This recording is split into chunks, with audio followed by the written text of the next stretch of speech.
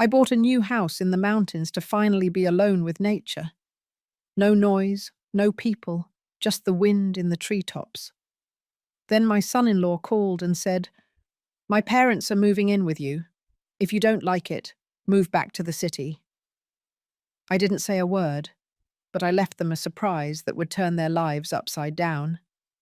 But before I continue, make sure you're subscribed to the channel and write in the comments, where are you watching this video from?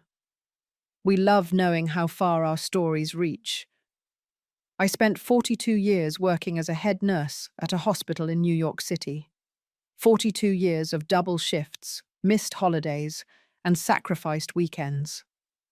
Every cent saved fueled a single dream, an isolated cabin deep in the Rocky Mountains, where silence would be my only company.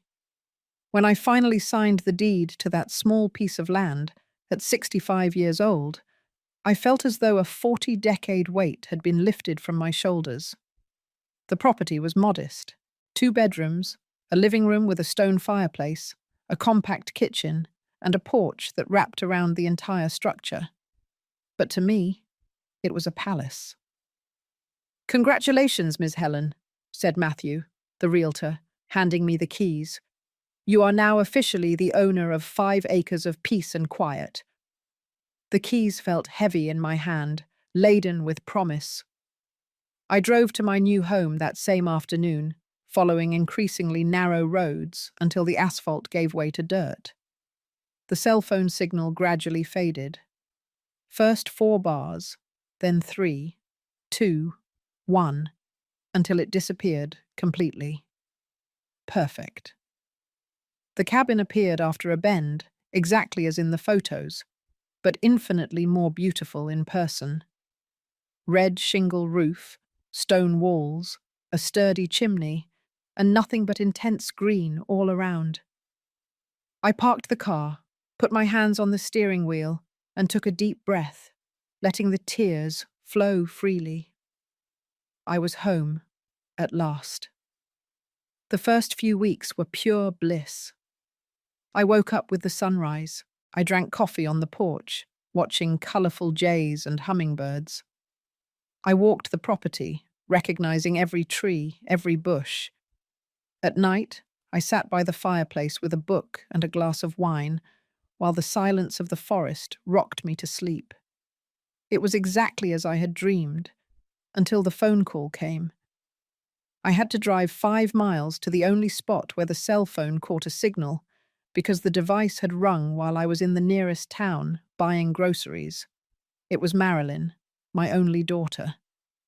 "Mum, I'm glad you answered. We have a serious problem here." Something in her voice made me grip the phone tighter. "What happened, sweetie?" "Robert's parents lost their house. Bank trouble. Something about missed mortgage payments. They're going to stay with you for a few months." The shock left me momentarily speechless. Robert had been my son-in-law for 15 years, a man who always treated me with polite distance. His parents, Stanley and Eleanor, were practically strangers to me. "Marilyn, I bought this house to be alone. It's tiny. It only has 2 bedrooms." "Mum, they have nowhere to go. They are your grandchildren's grandparents." "But Robert is already organizing their move. They will arrive next week." I tried to argue, to explain that the house wasn't structurally suited, that the isolation wasn't good for older people with health issues, that I had saved for decades to have this space all to myself.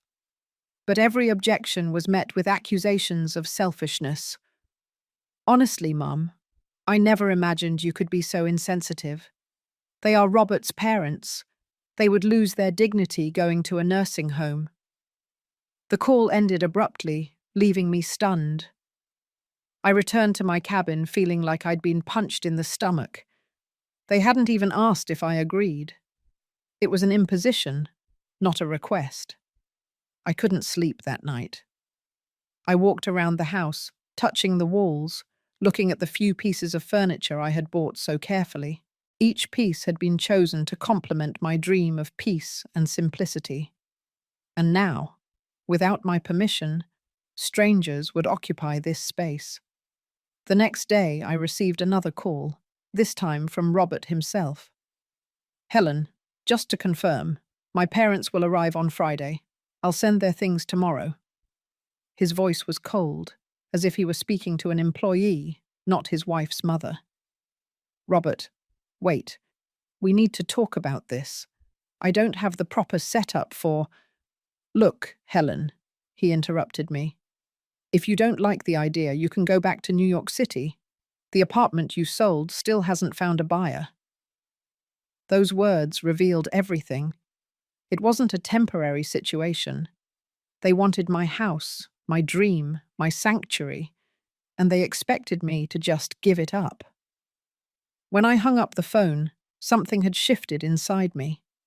The patient, conciliatory nurse I had always been gave way to a woman willing to fight for what was rightfully hers. I wouldn't abandon my dream without a struggle. I took a notebook and started taking notes. I wouldn't act on impulse or emotion. I would plan every step with the same care and precision I had devoted to my patients for 4 decades.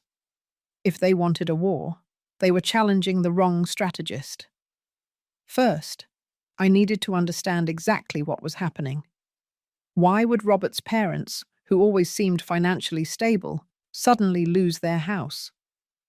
Why was my daughter, who always respected my independence, now pressuring me so intensely? There was more to this story than they were telling me. I drove to the nearest town, Flagstaff, Arizona, and settled into a small coffee shop with Wi-Fi. From there, I made some calls and did some investigating. Speaking with my former neighbor in New York City, I discovered something revealing. "Helen, didn't you know? Robert lost his job 6 months ago. They sold one of the cars and have been behind on the condo payments. Marilyn is teaching extra classes to make up for it." This information changed everything. It wasn't just Robert's parents who were in trouble. It was the whole family.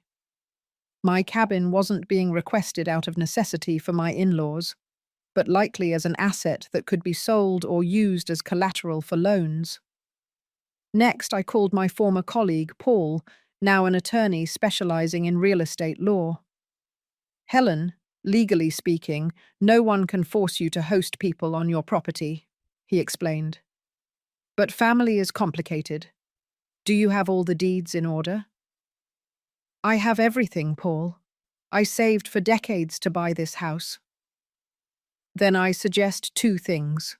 First, document any communication about this matter. Second, do not leave the property under any circumstances until we speak in person." I thanked him for the advice, and as I sipped my coffee, a plan began to take shape. I wouldn't abandon my house, but I also wouldn't directly confront my daughter or son-in-law.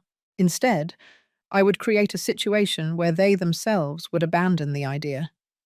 The next morning, I made another trip to Flagstaff. I visited the small-town veterinary clinic and partially explained my situation to Dr. Rivers, a kindly-looking gentleman who cared for the animals in the region.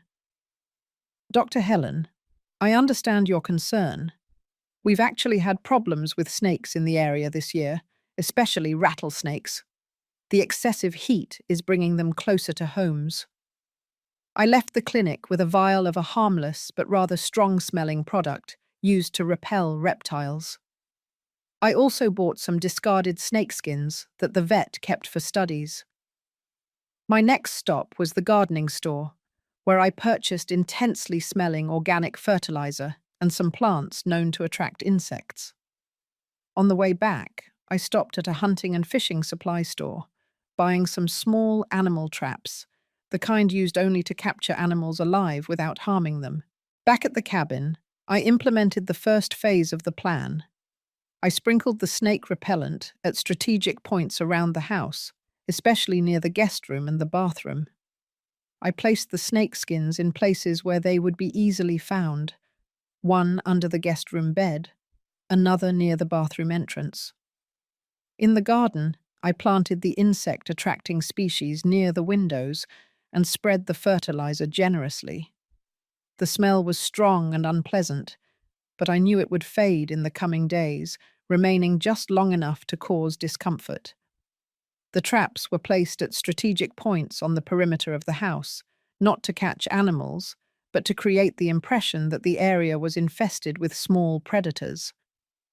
Finally, I turned off the water heater and reduced the capacity of the filter that supplied the house, ensuring the water came out with a slight brownish color. Perfectly safe to drink, but visually unpleasant.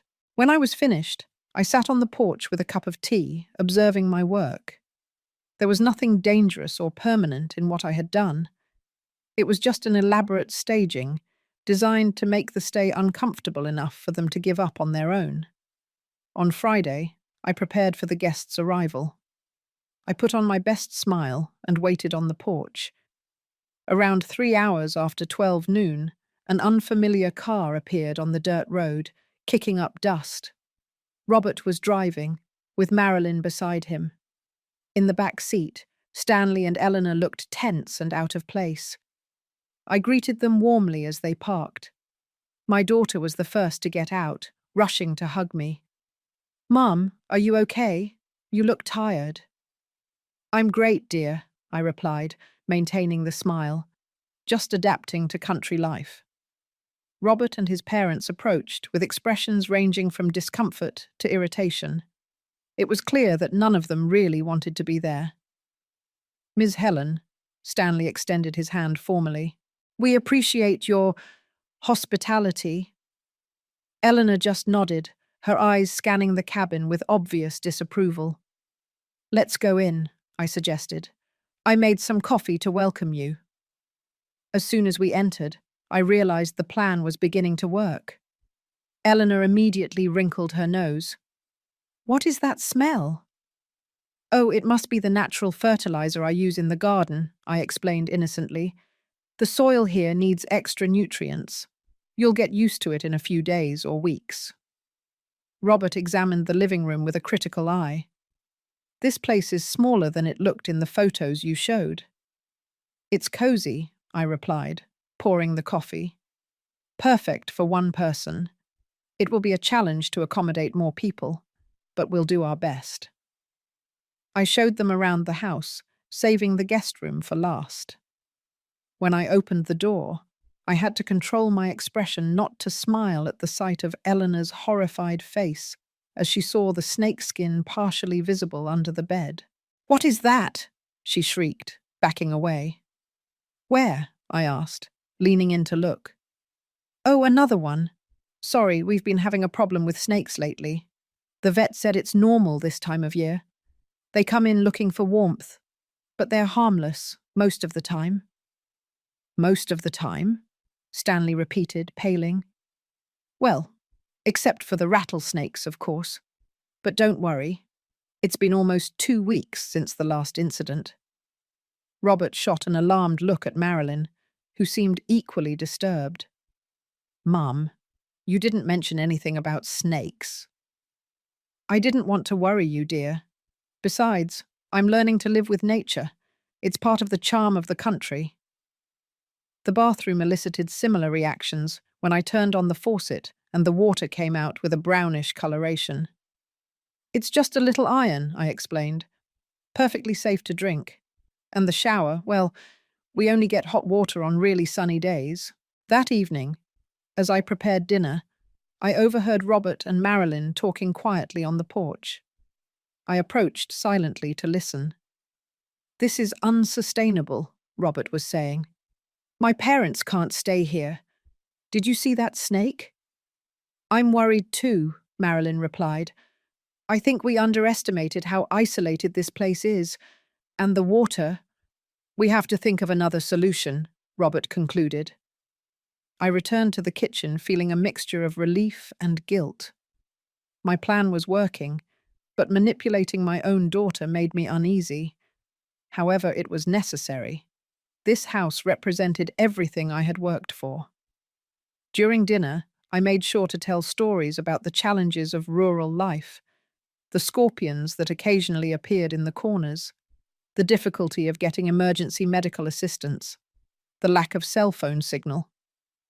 But do you know what's hardest? I commented, serving a simple dessert. The loneliness. Sometimes I go days without talking to anyone.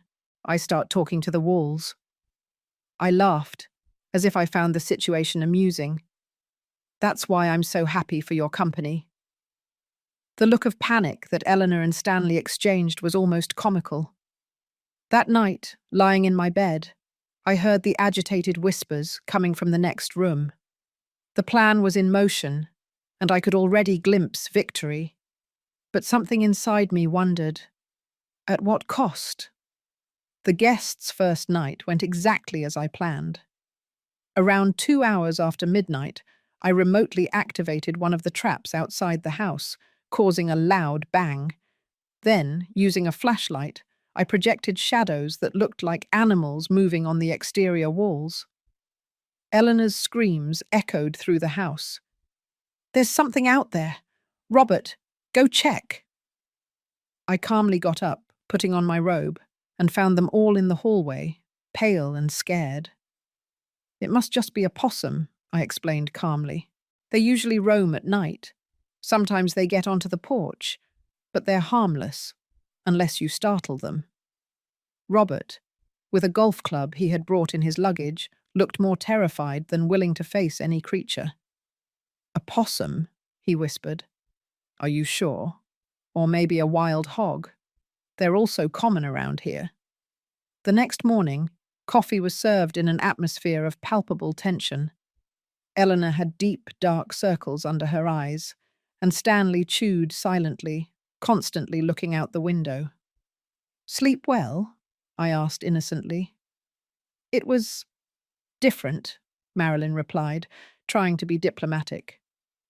"The noises from the brush are scary at first," I commented, pouring coffee. "But you'll get used to them. Now, about today, I have to go to town for groceries. Will you be okay alone? The cell phone signal only works at the top of the hill, just in case you need anything." The thought of being isolated without communication and clearly disturbed them, but they nodded stiffly.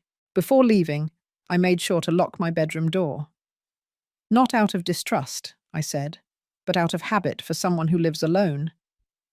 In reality, I wanted to protect my important documents and personal items. I noticed Robert's calculating gaze following my movement.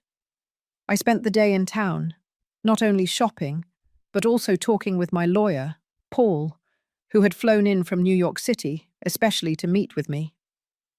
"Helen, based on what you told me, there are indications that they might be attempting some kind of asset fraud," he explained, as he analyzed the documents I had brought. "I've seen cases like this. They start by moving in elderly relatives, and then they try to claim the property, alleging dependency or incapacity. What can I do to protect myself?"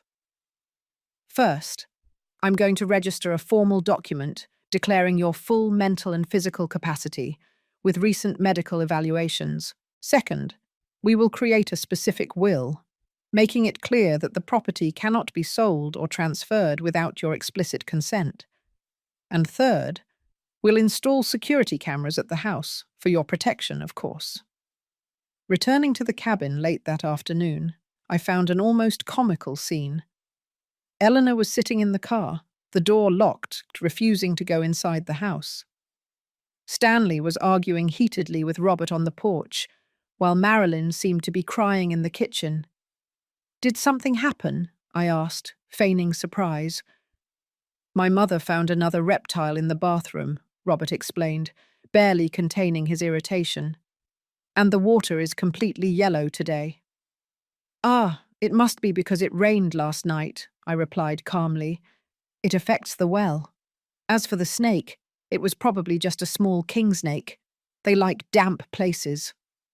"A king snake?" Stanley exclaimed, his voice rising an octave. "They're generally harmless," I continued, unloading the groceries, "unless you provoke them. Anyway, I brought chicken for dinner. I hope you like strong seasoning. The chili peppers here are fantastic." During dinner, I kept the conversation on topics I knew would make them uncomfortable. The lack of nearby medical assistance, The frequent problems with water and electricity supply. The poisonous animals common in the region. Did you know we're the only ranch in a 30-mile radius without a health center? I commented, serving more chicken. People around here joke that if you have a heart attack, you'd better already be right with God. Eleanor barely touched her food. Stanley ate mechanically, as if each bite was a supreme effort. And how long do you plan to stay? I finally asked. So I can organize the groceries. A heavy silence fell over the table. Robert cleared his throat. Initially, we thought a few months, until their situation stabilized. Wonderful, I exclaimed with exaggerated enthusiasm. I've always wanted company. We can do so many things together. Tomorrow, I'll teach you how to identify wild mushrooms. There are some that are delicious, if you don't confuse them with the poisonous ones, that is. That night, the tension was so dense you could cut it with a knife. As everyone retired, I made sure to leave the front door unlocked. Sometimes the neighbors show up in the middle of the night needing help, I explained. Mr. Johnson lives 3 miles from here, and he has diabetes. I've helped him twice this month already. The next morning, I got up early and made strong coffee. I was setting the table when Robert appeared, looking as if he had slept even less than the day before. Helen, we need to talk. Of course, Robert. What's wrong? He sat down at the table, running a hand through his hair in a gesture of clear discomfort. I think we underestimated the peculiarities of rural life. My parents aren't adjusting well. It's understandable, I replied, putting the teapot on the stove. Life here is for adventurous spirits. Not everyone adapts to the isolation, the snakes, the insects. Exactly, he interrupted me. We're considering other options. I stifled a smile of satisfaction. What a shame. I was so happy for the company. But I understand, of course, their health and comfort come first. Before Robert could answer, we were interrupted by a scream coming from the guest room. Eleanor came running out, still in her pajamas, holding a shoe. There was a huge spider in my shoe, she exclaimed, trembling, the size of a saucer. Ah, it must be a tarantula, I commented naturally. They usually seek shelter in footwear. They're generally not venomous, but the bite can cause swelling and pain for a few days. Robert's face expressed a mixture of horror and determination. It's decided. We're leaving today. Marilyn joined us, looking confused and distressed. Today? But where will your parents go? Robert hesitated, clearly not having thought about that. I seized the opportunity. You know, I was just thinking, I began, serving coffee. You mentioned that the house in New York City hasn't sold yet. Why don't you use it temporarily?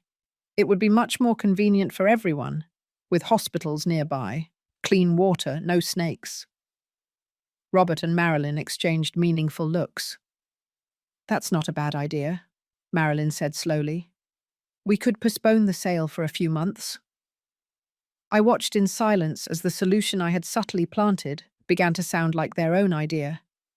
Within 2 hours, the suitcases were being loaded back into the car. Eleanor looked rejuvenated just thinking about leaving the cabin, and Stanley didn't even bother to hide his relief. Marilyn hugged me goodbye. I'm so sorry, Mum. We thought it would be a good solution, but we see that it's not viable. Are you really okay here alone? I'm in paradise, dear, I replied sincerely.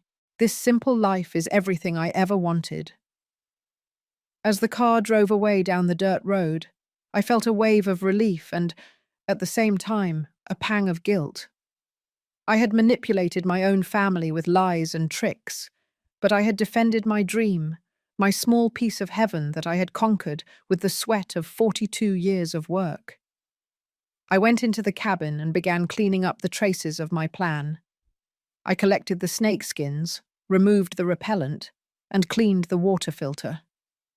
As I worked, I noticed something that had gone unnoticed in the confusion of the last few days. a folder of documents left on the living room table. I opened it, and my heart froze.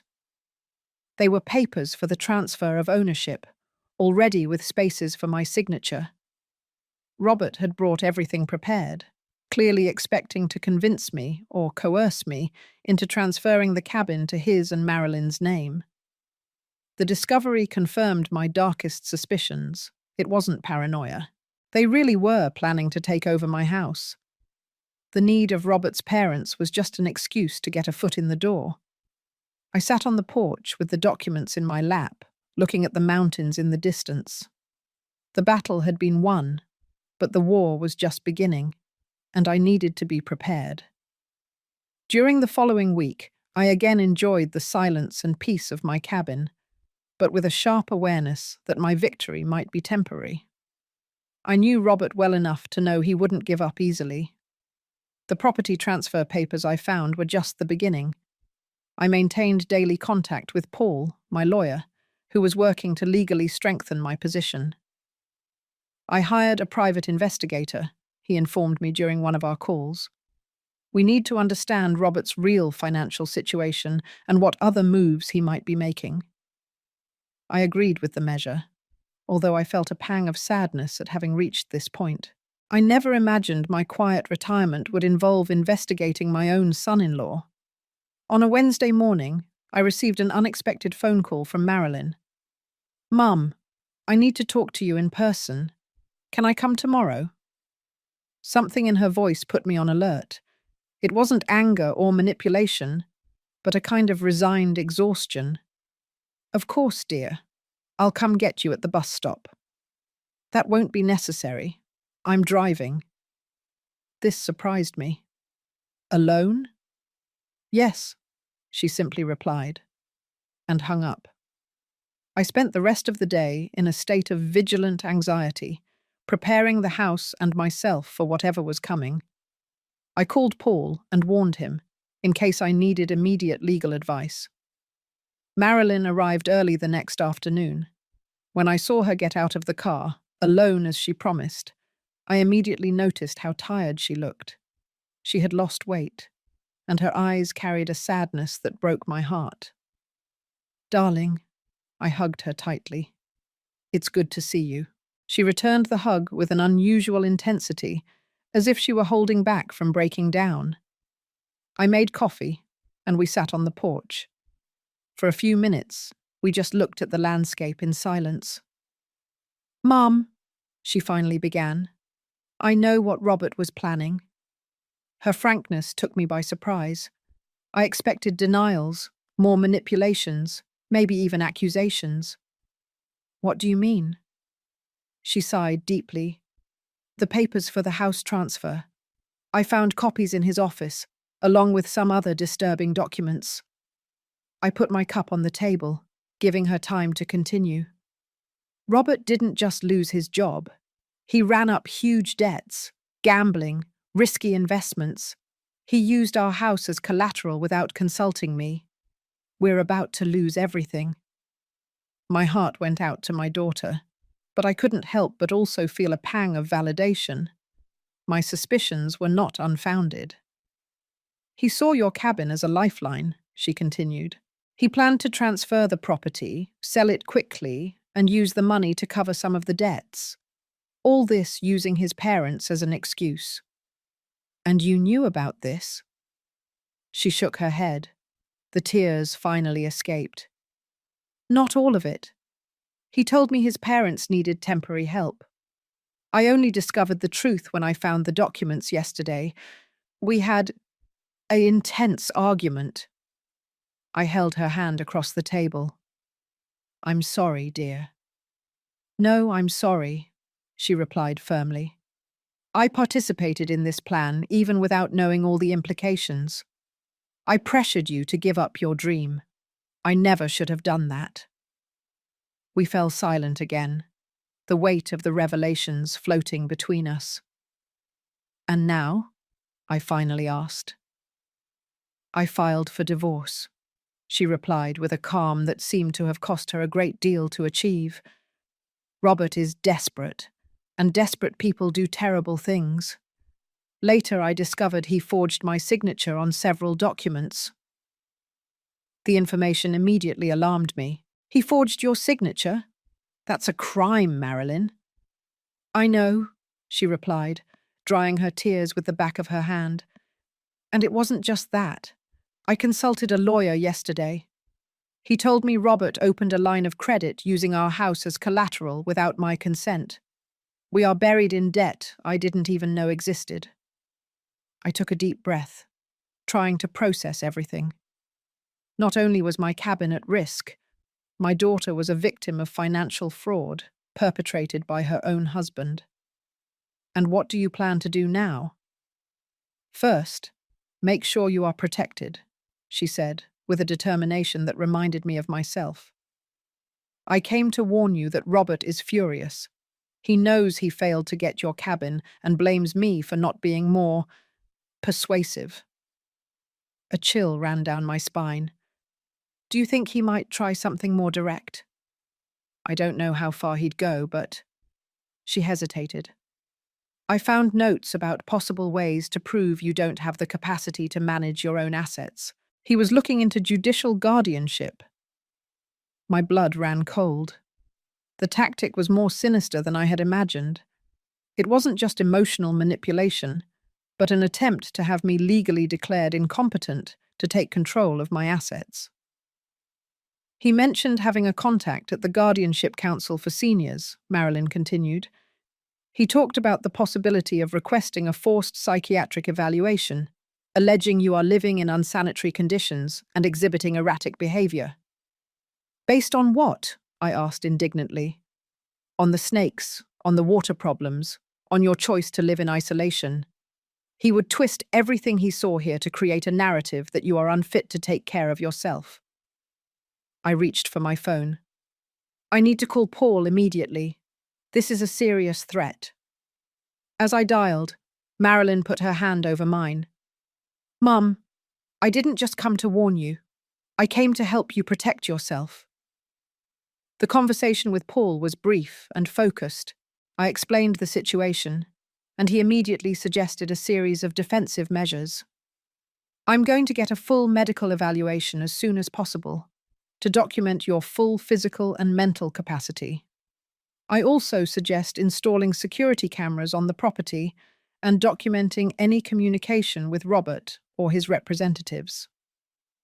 And, Helen, don't leave the cabin unoccupied for now. If you need to go out, ask someone trustworthy to stay on the premises. After hanging up, I explained the plan to Marilyn. To my surprise, she nodded determinedly. I'll stay with you for a few days, and I know exactly when Robert plans to act. He has a meeting scheduled with that council contact for next Tuesday. How do you know that? A sad smile crossed her face. He doesn't imagine I figured everything out. He still thinks I'm on his side, just annoyed. She left the calendar open on the computer. The meeting was marked as consultation on Helen's case. I spent the following days in a state of constant alert, alternating between preparing legal defenses with Paul and trying to provide some emotional comfort to my daughter. Marilyn swung between moments of fierce determination and periods of deep sadness, processing the betrayal she had suffered. On Sunday, while we were preparing lunch together, she finally talked about Robert's parents. They knew, Mum. Maybe not all the details, but they knew Robert wanted your house.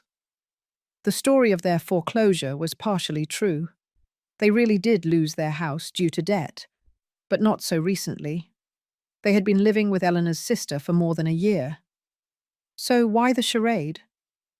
Robert convinced them it would be a solution for everyone. They would have a place to live. He would solve his financial problems with the sale of the cabin. And you, well, in his version, you didn't really need this place and would be better off moving back to the city. The coldness of the calculation shocked me. And they easily agreed? When it comes to money, Robert's family has always been pragmatic. She chose the word carefully. I think they came to establish residency. They would stay long enough for you to feel uncomfortable and give up, and then Robert would sell the property, giving them a small share. And you, Marilyn, where did you fit into that plan? She lowered her gaze. He convinced me that you were being stubborn, isolating yourself here, that it was dangerous for a woman your age to live alone so far from everything. He said the cabin could be our country home, and that you would stay with us in New York City, where you belonged. My heart ached for the manipulation my daughter had suffered. Robert knew her weak points, the concern for my safety, the desire to have me close, and had exploited them for his own ends. On Tuesday morning, we received a visit from Paul, accompanied by a geriatric physician and a psychologist, both with impeccable credentials. I underwent a complete evaluation, documenting my physical and mental health. The reports were clear.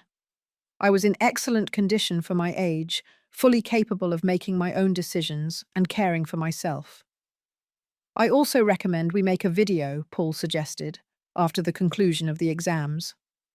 A statement from you explaining your situation, your conscious choices, and the reasons why you chose to live here. We recorded the testimony on the porch, with the mountains as a backdrop.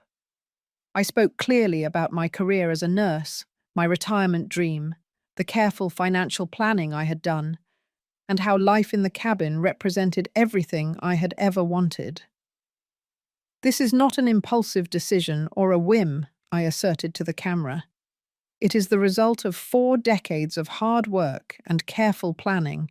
I am fully aware of the challenges of living in a rural area, and I have taken all the necessary precautions to ensure my safety and well-being.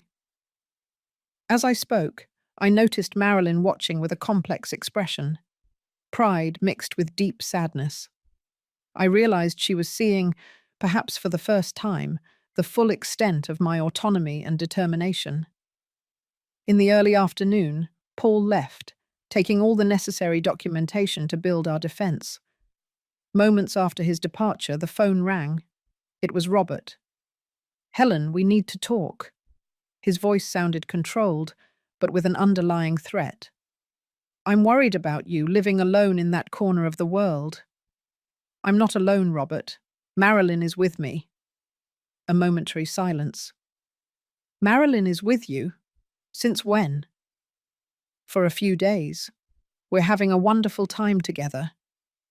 I heard his breathing change, his anger barely contained. "Put her on, please." I handed the phone to my daughter, who put it on speakerphone. "Marilyn, what are you doing there? We need to talk about the divorce and—" "There's nothing to talk about, Robert," she interrupted him with a firmness that filled me with pride. "I've already made my decision, and I found out about your plans for my mother." "What plans? What are you talking about?" "The property transfer papers. The consultation scheduled for today with your friend from the Guardianship Council. The attempt to have my mother declared incompetent." Another, longer silence. "You don't understand," he finally said, his voice now clearly agitated. "We're on the verge of ruin. I need solutions." "Your debts are not my mother's problem," Marilyn replied firmly. "Or mine. We'll resolve this legally through the divorce." "You can't do this to me." "I already did. And one more thing, Robert. If you try anything against my mother, anything at all, I have enough evidence to incriminate you for signature forgery and fraud. Think carefully before you act." She hung up the phone and sank into a chair, trembling slightly. "I'm proud of you," I said, taking her hand. "I learned from the best," she replied with a small smile. "I just hope this is enough to stop him." Unfortunately, it wasn't. The next morning, as we were having coffee on the porch, an official car parked at the property entrance. A middle-aged woman, with a serious expression and a folder in her hand, approached. "Ms. Helen Smith?" she asked formally. "That's me." "I'm Vanessa Jones, a social worker from the County Senior Council. We received a complaint about your situation, and I came to conduct an evaluation. Marilyn and I exchanged glances. Robert had gone ahead with his plan, even after our warnings. Of course, Ms. Jones, I replied calmly. Please come in. We were just having coffee. Would you like a cup? The woman seemed momentarily taken aback by my receptiveness. No, thank you. This will just be a formal visit.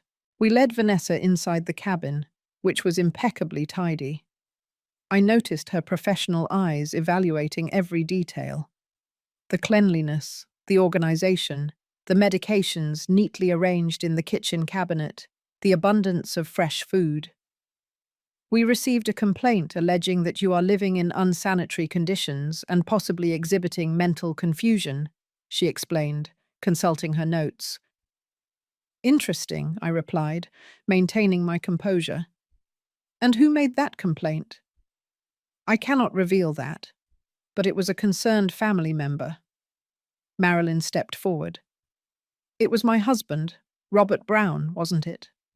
We are in the process of divorce, and he is trying to gain control of my mother's assets.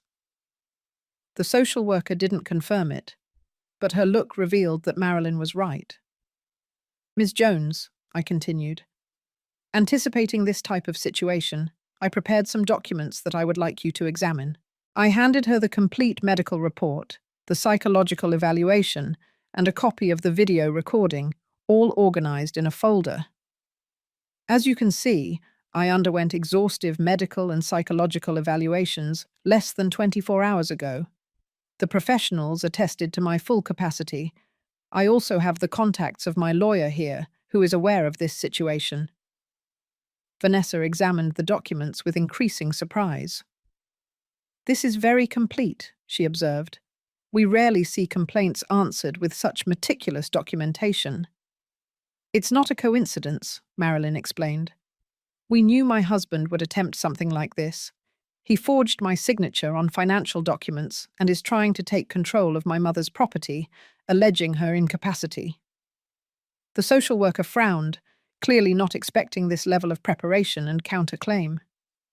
I understand.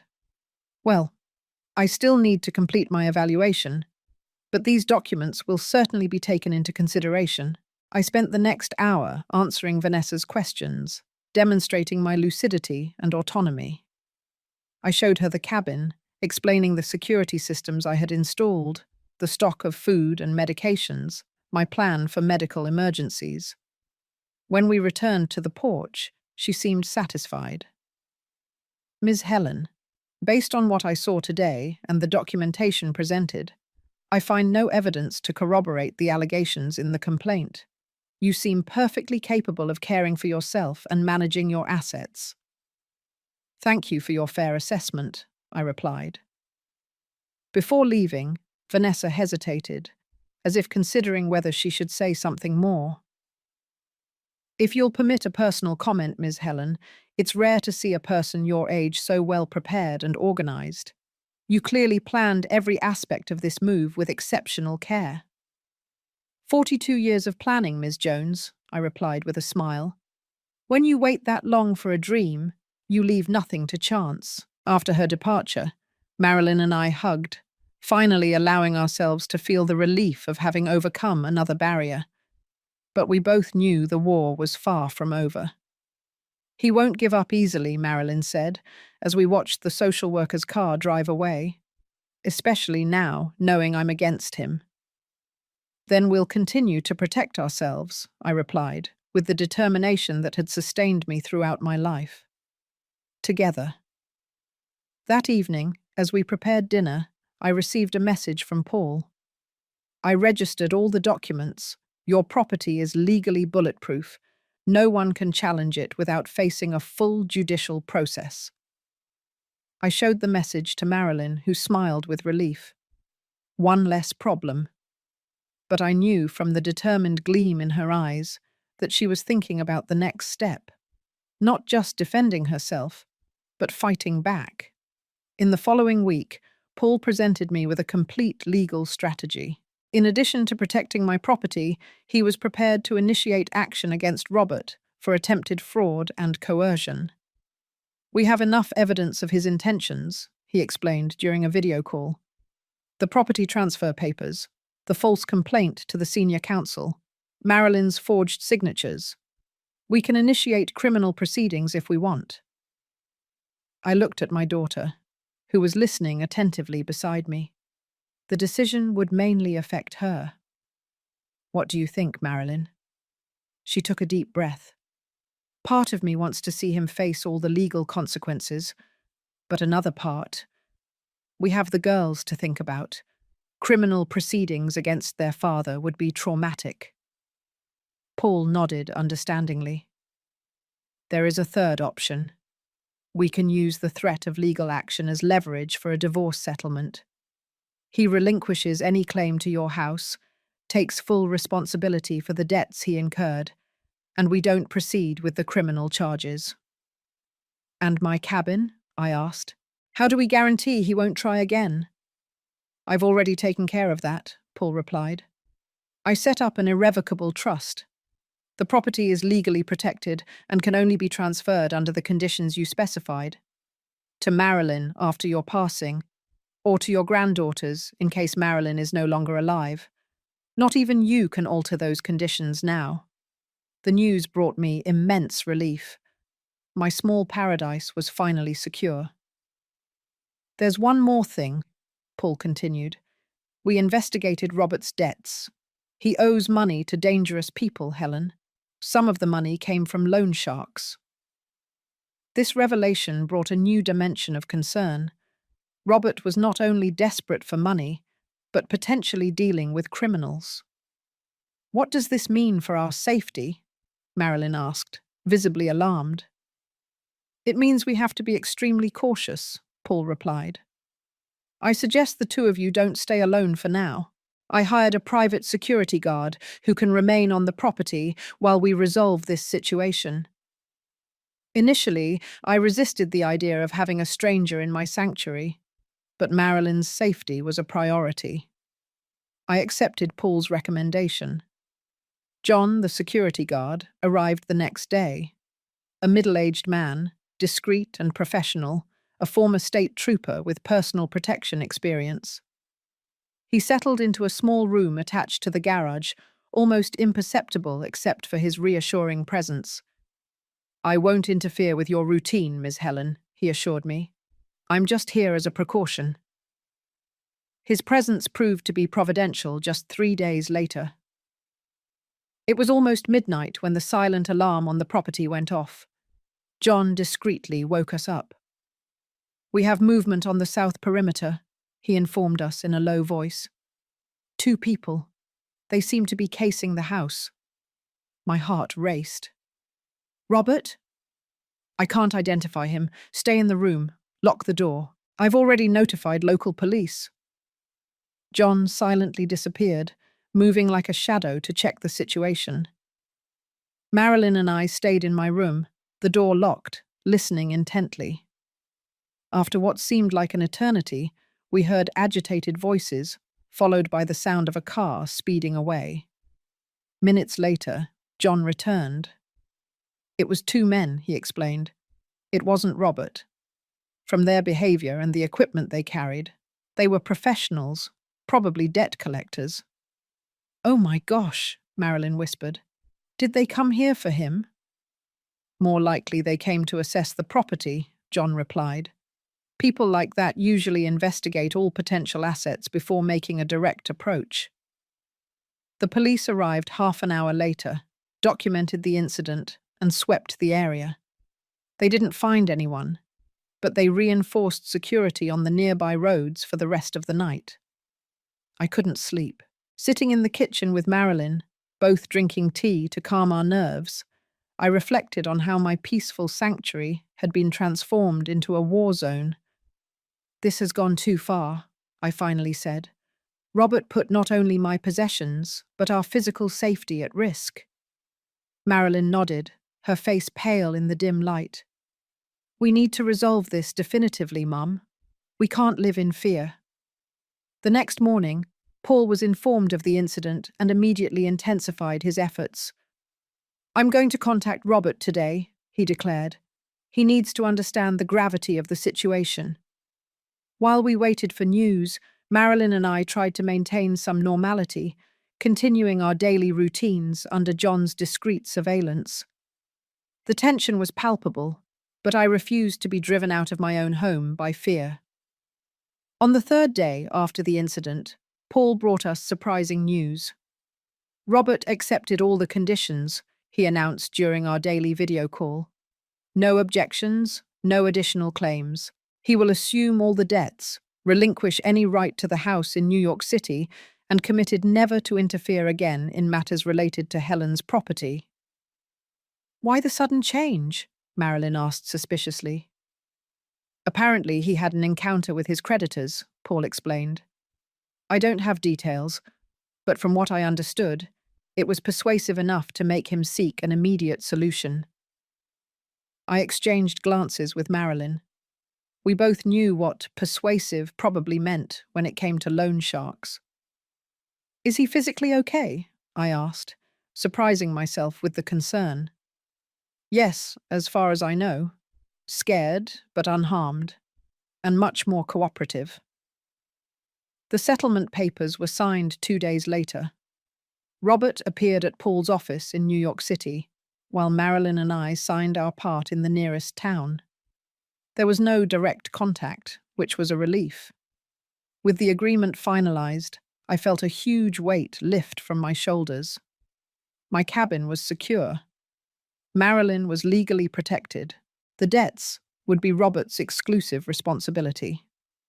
After a week without incidents, John deemed it safe to end his surveillance, although he installed a reinforced security system before leaving. The property is well protected now, Ms. Helen, he assured me. Cameras, motion sensors, direct connection to local police. You will be safe. I sincerely thanked him for his protection, feeling that I had gained not only a security guard, but a friend. With the legal situation resolved and security established, Marilyn and I finally had time to reflect on the future. She had taken a leave of absence from the school where she taught in New York City, but the period was coming to an end. What do you plan to do now, dear? I asked one evening as we shared a bottle of wine on the porch. She contemplated the stars for a moment before answering. I don't want to go back to New York City. There are too many painful memories there, and the girls need stability. I've been thinking about looking for a position at the local school.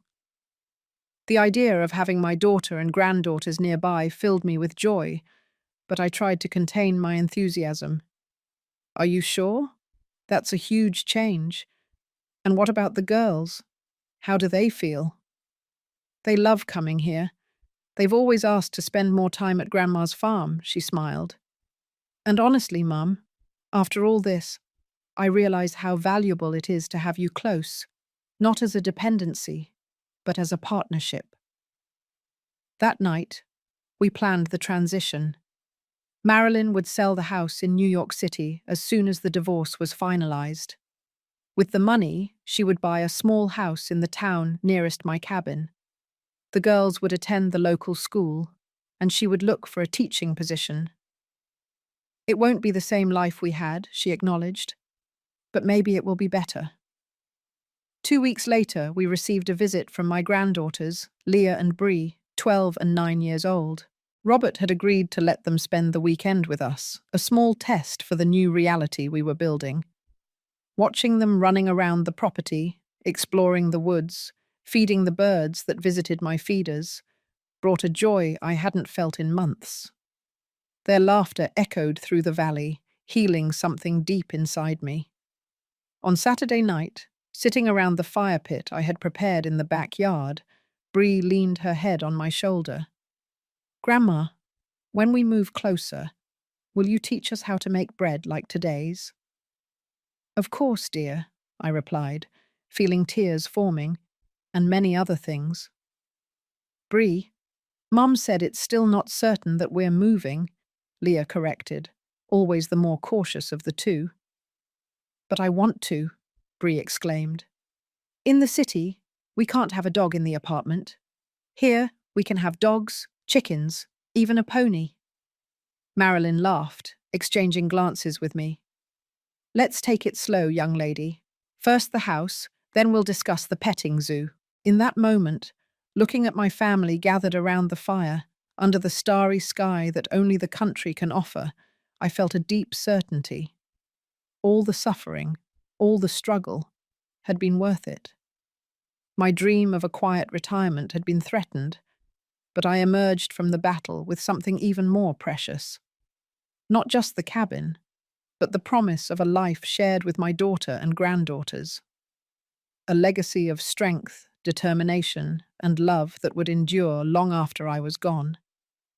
The next day, as I waved goodbye to the car taking my granddaughters back to the city, I made a silent promise to myself.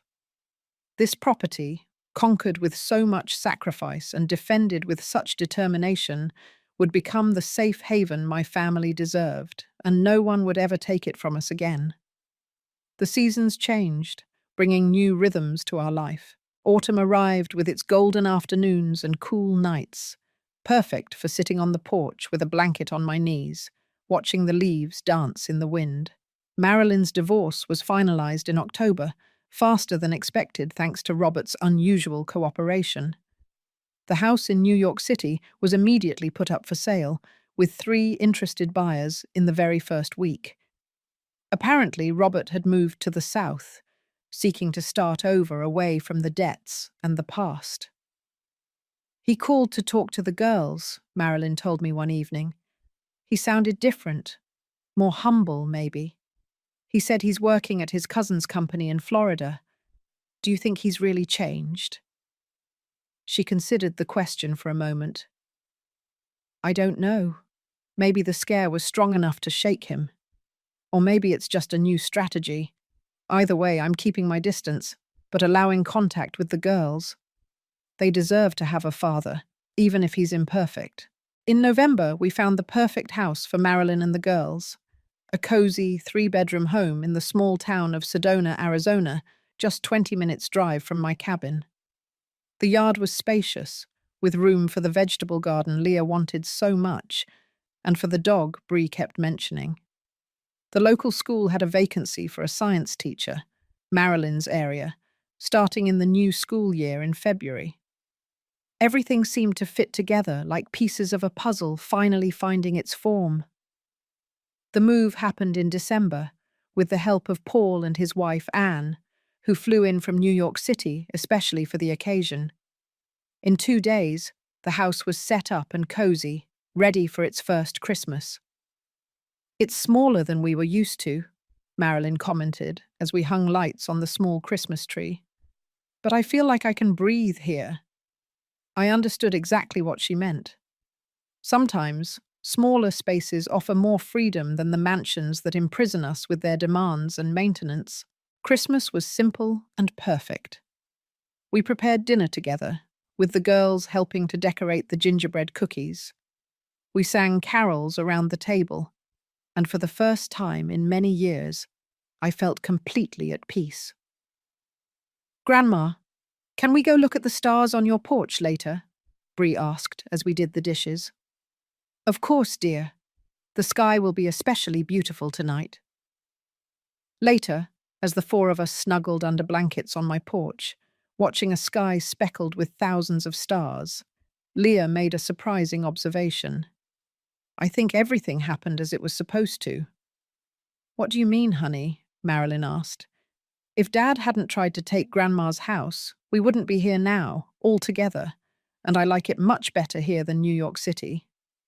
The wisdom of that 12-year-old girl moved me deeply. Indeed, the adversities had paved the way for a new life that we might never have imagined or chosen on our own. January brought heavy rains that transformed the landscape into vibrant shades of green. I spent hours helping Marilyn and the girls plant their first vegetable garden: tomatoes, lettuce, carrots, herbs. I taught them what I had learned from my own experience, feeling the joy of passing on knowledge that could sustain generations. At the end of the month, the newest family member arrived. Thor, a golden-haired mixed breed that Bree chose at the local shelter. The dog, medium-sized and with endless energy, quickly adapted to the new family, following Bree everywhere like a golden shadow and sleeping at the foot of her bed every night. February arrived with the start of classes. Marilyn began her new job as a science teacher, nervous but enthusiastic about the challenge. The girls entered the local school, initially apprehensive. They soon made friends who helped them with the transition. Life began to find a quiet, comforting rhythm. It was during this period that I began to think more about the future of the property. Although Paul had legally guaranteed that the cabin would pass to Marilyn after my death, I felt the need to do more than simply preserve it. "I've been thinking," I told Marilyn during one of our Sunday lunches, "about expanding the property a little." "Expanding how?" "The neighbouring land is for sale.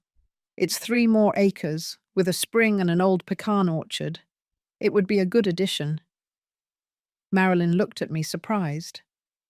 "You want to buy more land? I thought the cabin was your final dream." It was, or so I thought. I looked out the window, watching Leah and Bree playing with Thor in the backyard. But now I realize that dreams can grow. I imagine this place not just as my refuge, but as a legacy for the 3 of you. A place where the girls can grow up connected with nature, where they can bring their own children someday. "I don't know if we have the financial means to expand right now," Marilyn replied cautiously. "We're still getting settled." "I do," I replied simply. "I saved for longer than I needed for the cabin. I have a substantial reserve." The following week, we visited the land together. It was a beautiful property, slightly sloping, with a small valley where a crystal-clear stream ran. The orchard, though needing care, had huge trees that promised abundant fruit. "We could build a second house here," I suggested, pointing to a flat area overlooking the valley. "Not now, but eventually. A bigger house for you when the girls grow up. We could connect the properties with a trail." I saw Marilyn's eyes light up as she imagined the possibilities. The dream was beginning to grow within her too. We bought the land at the end of February, an investment in the future that represented much more than acres of land. It was a commitment to the life we were building, a declaration that we had chosen this path not only as a temporary refuge, but as our new reality. In March, I received an unexpected letter. The envelope had the letterhead of a Florida law firm, and for a moment, I felt my heart race with the concern that Robert was attempting some new legal tactic. But the content completely surprised me. It was a personal letter from Robert, not a legal document, handwritten on plain paper, not the firm's letterhead. "Ms. Helen, I know you must be surprised to receive this letter, perhaps even worried. I want to assure you that there is no threat or strategy here, only feelings that need to be expressed. I have no justification for my behavior. What I did was unforgivable. I tried to take something that meant everything to you, something you conquered with decades of honest work, while I sought an easy solution for problems I created with my own hands. The last few months have forced me to face painful truths about myself. The person I became was not someone I could be proud of. I was not the father my daughters deserved, or the man I once promised to be. I am in therapy now. I work in a modest but honest position at my cousin's company. I am gradually paying off my debts, living simply. I don't expect forgiveness, not from you or from Marilyn. I just wanted you to know that I finally understood the value of what I tried to steal. Not just a property, but a dream, a life achievement, a symbol of dignity and independence. I hope you find all the peace and happiness you deserve in your cabin. And I thank you, strange as it may seem, for having fought with such determination. Your strength showed me the kind of character I hope to one day develop. Respectfully, Robert. I reread the letter several times, searching for manipulation or falsehood between the lines. But time taught me to recognize sincerity, and something in those words rang true. I showed the letter to Marilyn that evening. She read it in silence, emotions passing over her face like clouds on a windy day. "Do you believe him?" I finally asked. "I don't know," she replied honestly. "Maybe. The girls say he sounds different on the weekly calls, more present, more interested in their real lives, not just asking superficial questions." "People can change," I commented, "especially when they face the consequences of their actions." "Maybe," Marilyn nodded, "but trust, once broken, is hard to rebuild." "Not impossible, though," I replied gently, "just extremely difficult, and it's earned slowly, with consistent actions over time." Life continued its course, with the small joys and challenges of daily life gradually replacing the major dramas of the previous months. We planted fruit trees on the new land. We established the trail that connected the two properties, and I started teaching the girls the names of native plants and their properties. One May afternoon, while we were harvesting pecans in the newly acquired orchard, Bree made an observation that deeply touched my heart. "Grandma, did you know the oldest trees give the best fruit?" she asked, her face and hands purple from the fruit juice. "It's true," I confirmed. "These trees are at least 60 years old, maybe more." "Just like you," she exclaimed innocently. "You also got better with age." "How so, dear?" "Mom said you were always great, but before you were quieter, always doing what others wanted. Now you're strong and determined, like a big tree that no one can chop down." I looked at Marilyn, who smiled sheepishly. "Kids and their candid mouths," she commented. "But it's true," Bree continued. "Grandma taught us to be strong. When a girl at school bothered me, I remembered what Grandma did when the bad people tried to take her cabin. I stood my ground and didn't let the girl make me cry." I hugged my granddaughter, feeling an emotion that went beyond words. Without realizing it, I had passed on more than practical knowledge about plants and animals. I had shown them the value of determination, of courage, of fighting for what we love. That evening, sitting alone on my porch, I reflected on the journey of the last few months. What began as a threat to my retirement dream had transformed into something much greater: the creation of a new kind of life for my entire family. The cabin I had defended with such determination was no longer just my personal refuge, but the heart of a small family universe we were building together. My granddaughters would grow up knowing the taste of fruit picked directly from the tree, the sound of silence in the rural mornings, the incomparable brilliance of the stars away from light pollution. In June, I received an unexpected call from Paul.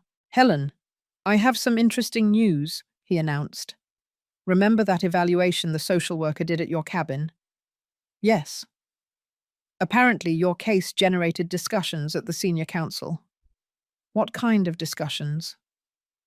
"Positive ones," he assured me.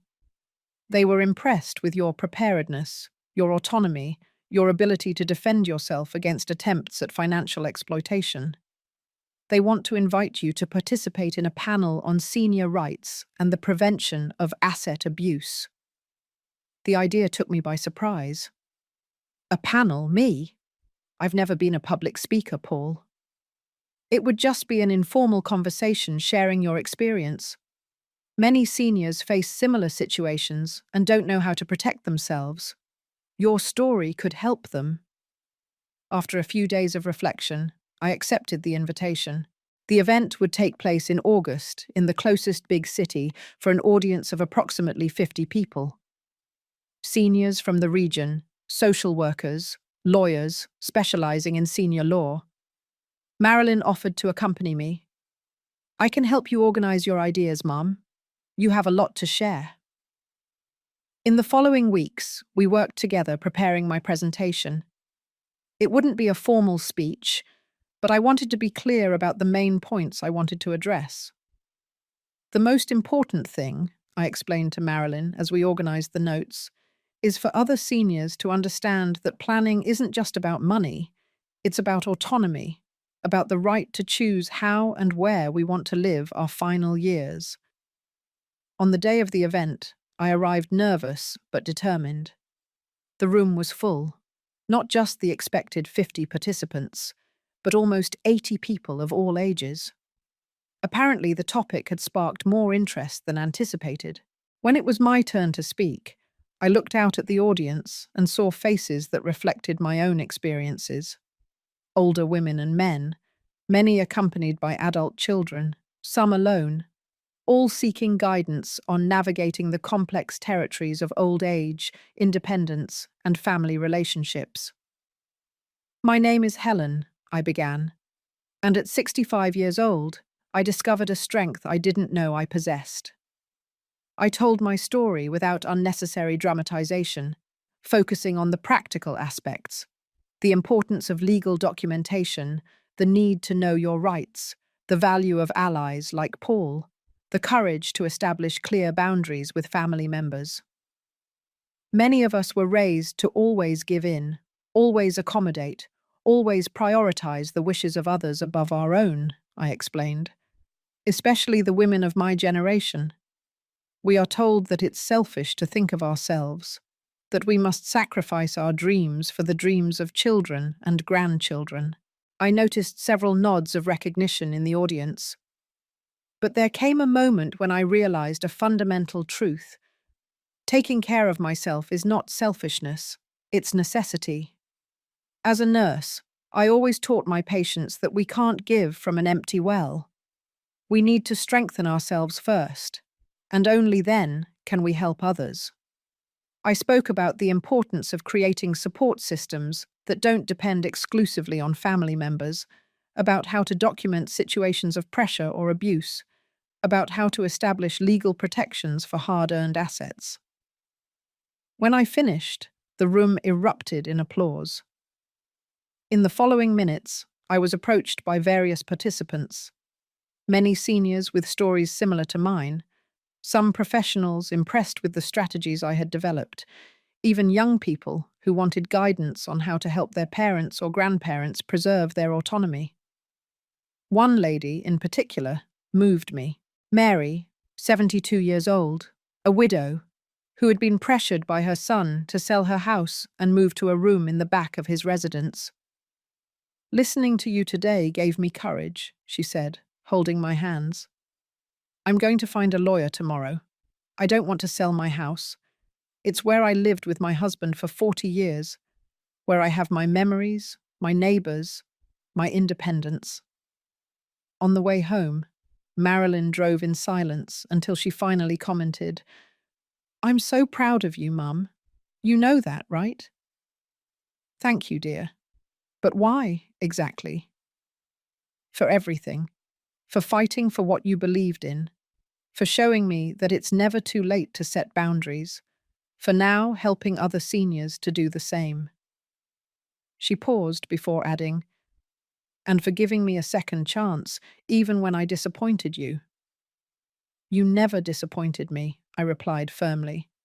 "You were manipulated, just as I was many times in my life. The difference is that you had the courage to recognize it and change direction. Many people never achieve that." We arrived home at sunset, with the sky painted in shades of orange and pink. The girls came running to greet us, eager to hear about the event. I told them about the people I met, the stories I heard, the impact my experience had made. "Does that mean you're famous now, Grandma?" Bree asked with wide eyes. I laughed heartily. "No way. It just means that sometimes, when we share our difficulties, we discover we're not alone, and that can make all the difference." That evening, after everyone had gone home, I stayed once again alone on my porch, watching the stars. The silence I had longed for enveloped me like a blanket, no longer as a solitary refuge, but as a sacred space where I could reflect on the unexpected blessings that had emerged from such turbulent times. I realized that in defending my cabin, I had actually discovered a more complete and authentic version of myself. A Helen who wasn't afraid to set boundaries, who knew her own worth, who could inspire others with her experience.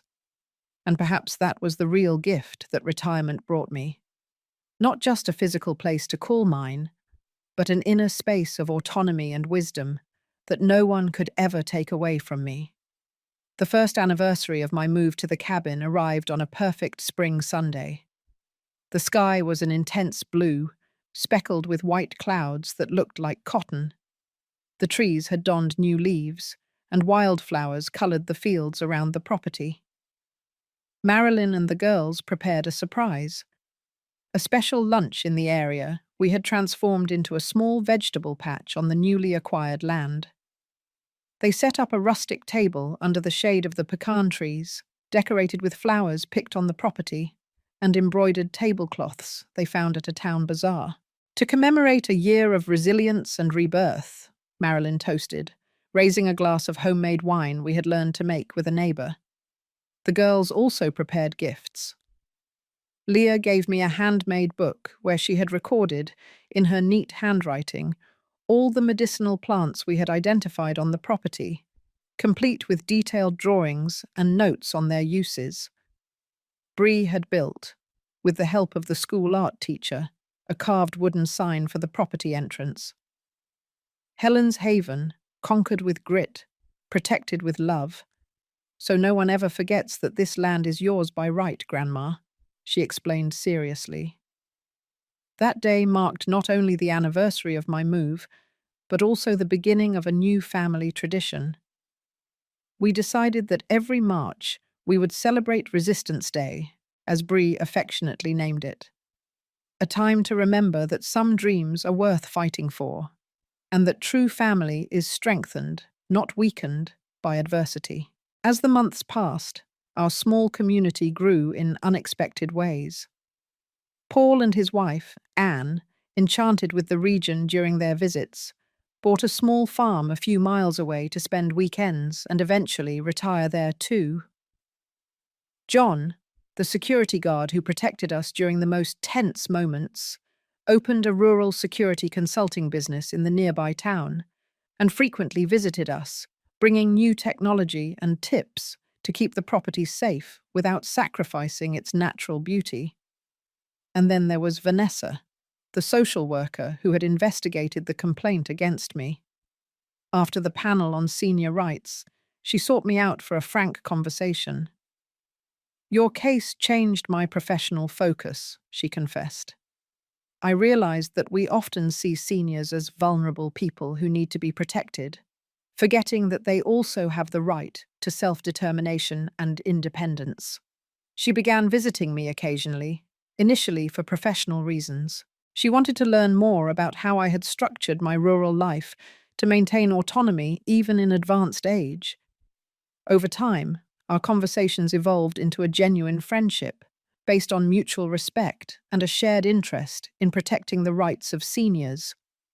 On one of those visits, she brought an unexpected proposal.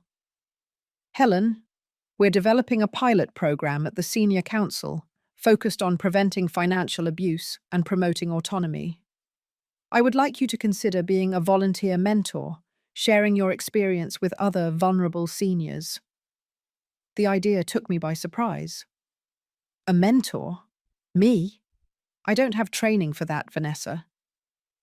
You have something more valuable: lived experience, practical knowledge, and an incredible ability to face challenges without losing dignity or compassion. I accepted the invitation after some reflection. Once a month, I would spend an afternoon at the community center in town, advising seniors who were facing family pressure, attempts at manipulation, or simply seeking guidance on how to maintain their independence as they aged. This new role brought me deep and unexpected satisfaction. After decades caring for people's bodies as a nurse, I was now caring for their rights, their autonomy, their dignity. Every story I heard resonated in some way with my own journey. Every small victory I witnessed, a senior woman who managed to keep her house against her children's pressure, a gentleman who learned to manage his own finances after years of dependency, reminded me that my own struggle had been worthwhile not only for me, but for all those who were inspired by it. In September, I received an unexpected email from a regional publisher. Someone who had attended the panel on senior rights suggested that my story could be turned into a small book, part of a collection on active and conscious aging. "I'm not a writer," I initially replied. "You don't need to be," the editor assured me. "We can assign someone to record your memories and knowledge. You would just share your story, and we would take care of the rest." Marilyn strongly encouraged me. "Mum, think of how many people you could help. There are so many seniors facing similar pressures without knowing how to protect themselves." The book project moved forward slowly, with weekly interviews where I shared not only the story of the cabin, but my entire trajectory. The decades as a single nurse saving every penny, the meticulous planning for retirement, the challenges of setting boundaries with family, the practical strategies for maintaining independence in old age. "I don't want it to be just about me," I insisted.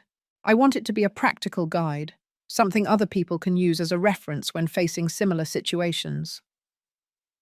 In November, something happened that I never imagined possible. Marilyn sought me out with an expression undecided between worried and hopeful. "Robert called. He wants to visit the girls here, if you allow it."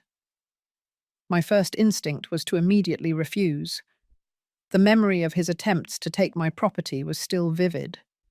But seeing Marilyn's expression, the complexity of her emotions, the evident desire for her daughters to maintain some relationship with their father, I realized I needed to consider more than just my own feelings. "Do you feel comfortable with that?" I asked. "I still don't completely trust him," she replied honestly. "But the girls miss him, and he has made an effort in recent months. He calls regularly, sends small but meaningful gifts, shows genuine interest in their real lives. I think he deserves a chance to show he's truly changed." After much reflection, I agreed to the visit, but with clear conditions. Robert would stay in town, not at our homes. The meetings with the girls would happen in public places, or at Marilyn's house, never on my property. And there would always be a trusted adult nearby, not to ostentatiously supervise, but to ensure the emotional safety of everyone. When the day arrived, I confess I was tense. I watched from Marilyn's kitchen window as the rented car parked in the driveway. Robert got out, carrying 2 small wrapped packages. He was thinner, with slightly greying hair at the temples. His face had an expression I didn't immediately recognize, but later identified as humility, something I had never associated with him. The girls ran to hug him, and for a moment, I saw something genuine in his response.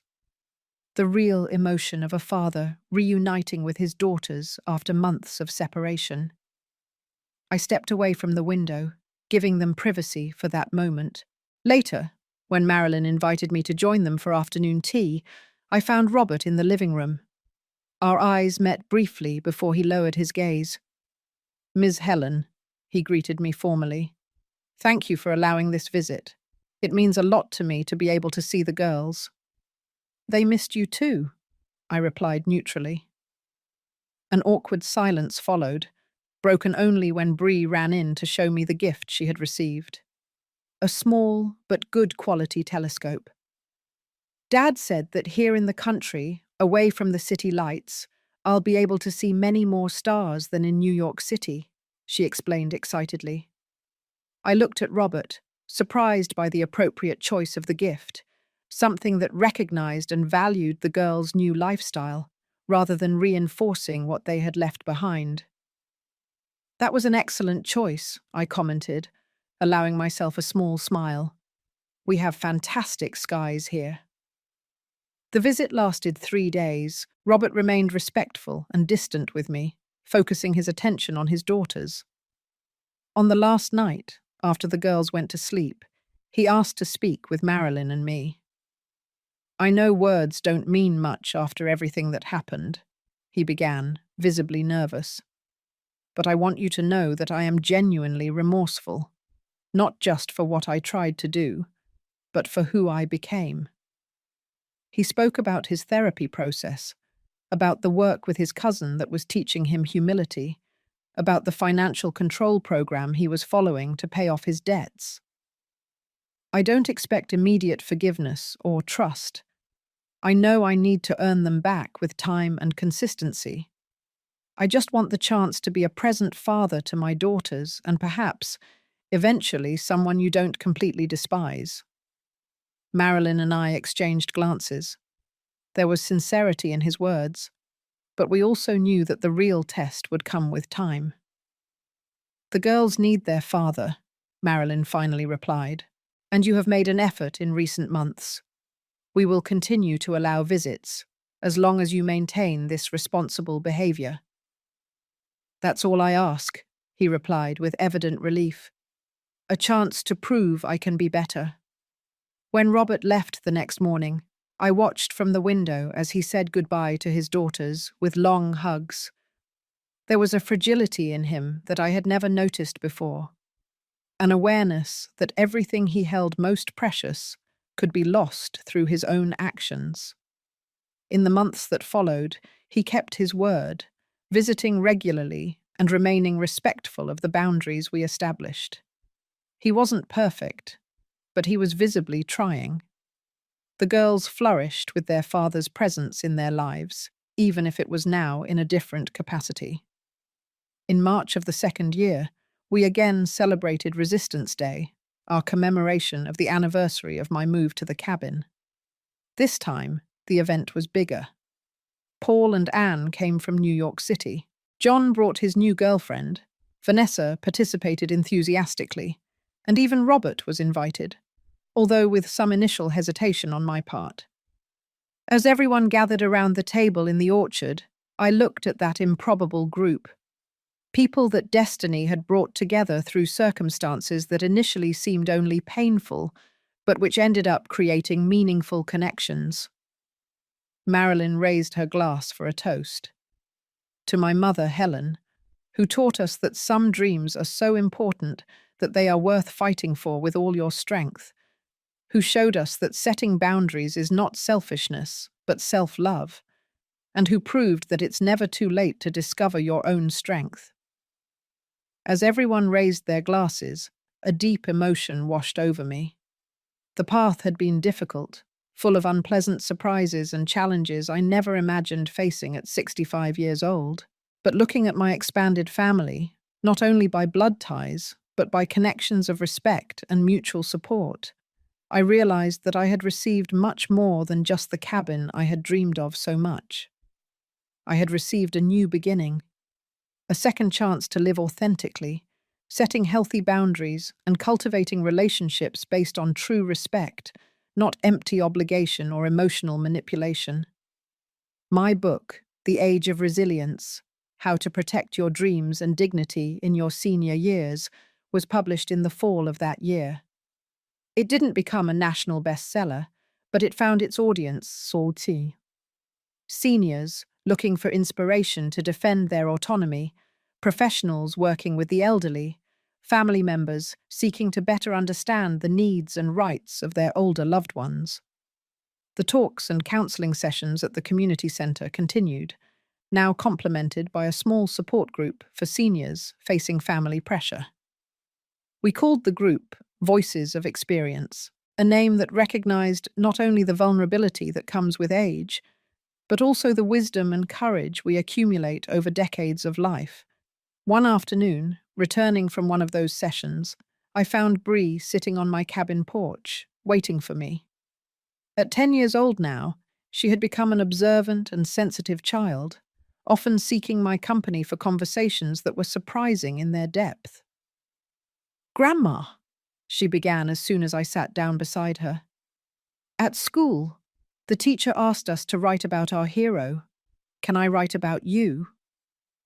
The question took me by surprise, causing a lump in my throat. Me? Dear, I'm nobody's hero, Just a stubborn old woman who didn't want to give up her corner. She shook her head with conviction. That's not true. You showed that even when people try to make you believe you don't deserve something, you can fight for what is yours. That's being a hero. I hugged her, unable to respond with words. How could I explain to a child that the true heroism was in people like her mother, who had the courage to recognize manipulation and start over? Or in so many seniors I met at the community center, facing challenges much greater than mine with dignity and perseverance? If you want to write about me, I'll be honored, I finally replied. But remember that the real hero of our story is your mother, who had the courage to start anew and build something new for you. Bree smiled, satisfied with my answer. I can write about both of you. The teacher said we can have more than one hero. The seasons continued their relentless cycle. Winter arrived with cold morning and fogs that enveloped the cabin like a protective blanket. On the coldest nights, we sat around the fireplace, sometimes just me and my thoughts, other times with Marilyn and the girls sharing stories and planning the future. One of those plans began to take concrete shape with the arrival of spring. The idea arose during one of the Voices of Experience group meetings, when several participants expressed a desire to live in a place like my cabin, but feared the isolation and practical challenges. What if we created a community? Suggested Mary, the lady who had sought me out after the panel on senior rights. Not a nursing home or retirement home, but a place where independent seniors could have their own homes, but close enough for mutual support. The idea resonated strongly with me. Discussing it with Vanessa, Paul, and Marilyn, we began to develop a concept for Senior Village. Small homes adapted for accessibility, with common areas for socialization, community gardens, and a mutual support system that would allow residents to maintain their independence without the isolation that many feared. We could use part of the new land, Marilyn suggested. The area near the main road would be perfect, accessible, but without interfering with your privacy. The project grew quickly, attracting the attention of social investors and the local government, who saw it as an innovative solution for the region's aging population. With the help of Paul for the legal issues, Vanessa for the social aspects, and an architect specializing in senior design, the blueprints for Resilience Village began to take shape. I like the name, Mary commented during one of the planning meetings. It reminds us that aging well is an act of resistance in a society that tries to make us invisible. In the midst of all these developments, I received a surprising call from Robert. It was the first time he had contacted me directly since his visit. "Ms. Helen," he began hesitantly, "I hope I'm not bothering you." "You're not, Robert. What can I do for you?" "Actually, I'm calling to offer help. I heard about the Resilience Village project through the girls. I now work with systems development, and I thought I could contribute by creating a digital platform to connect residents with each other and with local services." The offer took me completely by surprise. "Why would you do that?" There was a pause on the other end of the line. "Because I need to do something to make up for the harm I caused. Not just to you or Marilyn, but to restore my own sense of dignity. And because it's a project that would benefit people like my own parents, who are now aging without having planned properly." After consulting with Marilyn and the others involved in the project, we accepted Robert's offer. He would be a remote collaborator, developing the digital system without needing direct involvement in the project administration. It was a small gesture of reconciliation. Not complete, perhaps it never would be, but a recognition that people can change and that reparation, even imperfect, has value.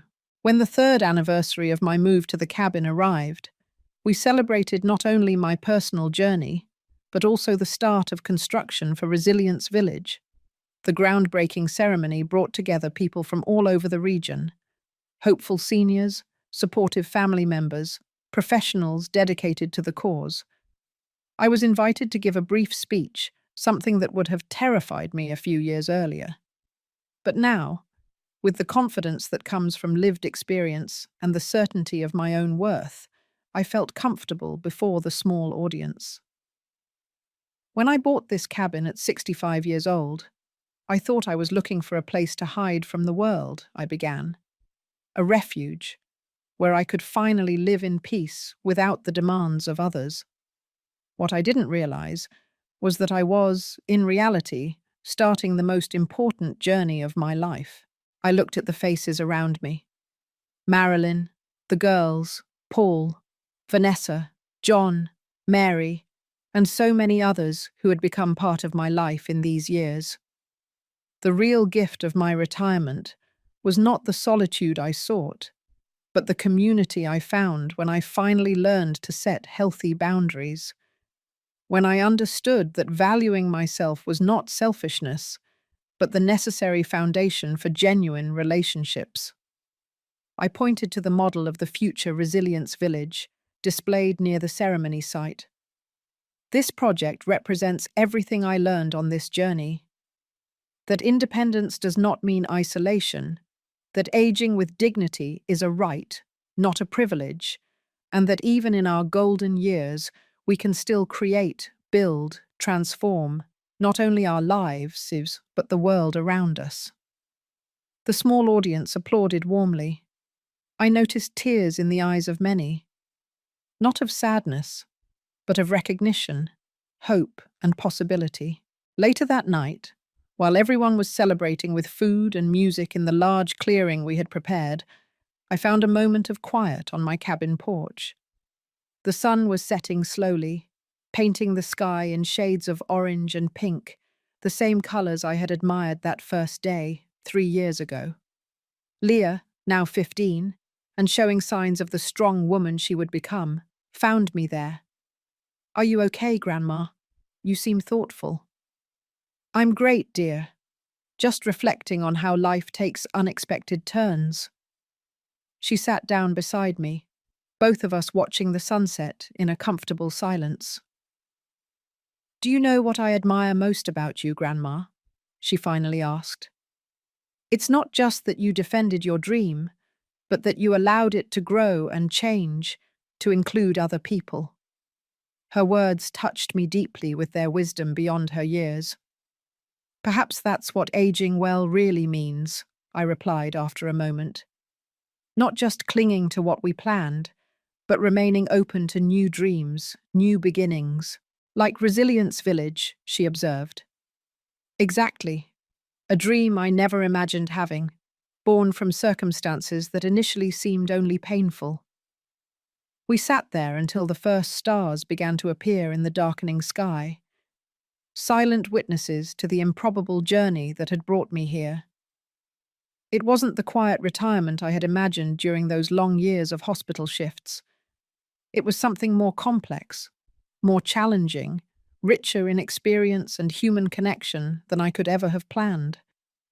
The cabin I had defended with such determination was no longer just a refuge from the world, but a starting point for a new phase of engagement with it. On my own terms, with clear boundaries and a renewed purpose. As I watched the lights of the celebration in the distance, with the distant sound of laughter and conversation, I felt a deep gratitude for Marilyn and her courage, for the girls and their fresh perspective on the world, for every person who had crossed my path in these last few years, contributing to the rich and complex tapestry my life had become. And I even felt gratitude for the crisis that almost cost me everything. Because without it, perhaps I would never have discovered the strength that had always existed within me, waiting for the right moment to flourish. Now, if you liked this story, click subscribe and tell me in the comments what part left your jaw dropping. Oh, and don't forget to become a member for access to exclusive videos that I don't post here. I'll be waiting for you there.